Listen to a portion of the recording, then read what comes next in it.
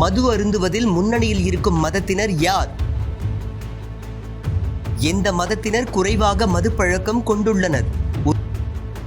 ஒரு விழிப்புணர்வு பதிவு.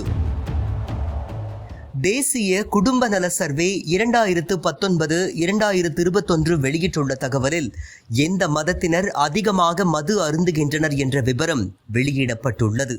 அந்த வகையில் இந்தியாவில் கிறிஸ்தவர்கள் மது அருந்துவதில் முதல் இடத்தில் உள்ளனர்.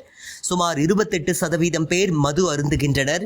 இரண்டாவதாக நியூ புத்த மதத்தினர் 24.5% பேர் மது அருந்துகின்றனர். மூன்றாவதாக சீக்கியர்கள் 23.5% பேர் மது அருந்துகின்றனர். நான்காவதாக ஹிந்துக்களில் 20% பேர் மது அருந்துகின்றனர். ஐந்தாவதாக ஜைன மதத்தினரில் 5.9% பேர் மது அருந்துகின்றனர். கடைசியாக முஸ்லிம்களில் 5% பேர் மது அருந்துகின்றனர். சாதி அடிப்படையில் அதிகமாக மது அருந்தும் பிரிவினராக பட்டியல் பழங்குடியினர் உள்ளனர்.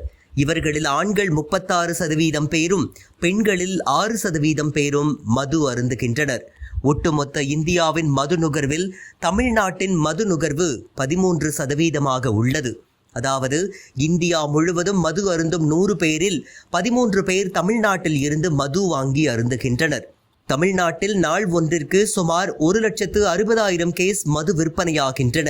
தோராயமாக 48 லட்சம் பாட்டில்கள் விற்பனையாகின்றன. இதேபோல தோராயமாக 21 லட்சம் பாட்டில் பீர் விற்பனையாகின்றது. மதுவால் ஆண்டிற்கு சுமார் 4 லட்சம் பேர் உயிரிழக்கின்றனர்.